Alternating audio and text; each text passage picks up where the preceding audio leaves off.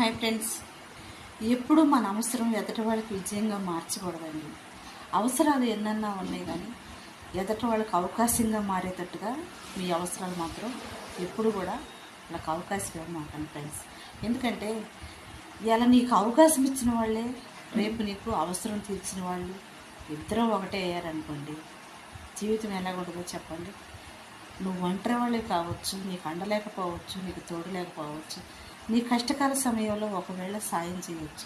సాయం చేసేవాళ్ళైనా కానీ గుర్తుంచుకోవచ్చు కదా ఫ్రెండ్స్. నమ్మించి మోసం చేసేవాళ్ళు మాత్రం చాలా జాగ్రత్తగా ఉండాలి. ఎందుకంటే అవసరాని కోసం సాయం చేసి ఉపయోగించుకొని వాడుకొని వదిలేసేవాళ్ళు చాలామంది ఉంటారు. నీ అవసరం తీరంగానే నువ్వు వాళ్ళకి మిత్రువులా కాదు, శత్రువులా కనపడతావు.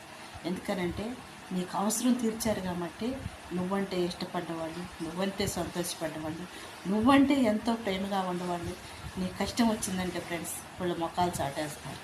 నీకు అవసరం వచ్చిందనుకో, నీ అవసరాన్ని వాళ్ళు ఒడ్డెక్కించారనుకో, నీ కష్టకాల సమయంలో వాళ్ళు తోడుండాలనుకో, నువ్వు లైఫ్ లాంగ్ కృతజ్ఞతగా బ్రతకొచ్చు, కాదంటలేదు. కానీ అదే నీ జీవితానికి, నీ కుటుంబానికి వాళ్ళు అవసరంగా మారితే, అదే అవసరాన్ని అడ్డం పెట్టుకొని నిన్ను ఇబ్బందులు పెడితే, నీకు చేసిన సాయాన్ని ఉపయోగించుకొని నిన్ను అనేక విధాలుగా సతాయిస్తుంటే నువ్వెవరో చెప్పుకోగలవు చెప్పు.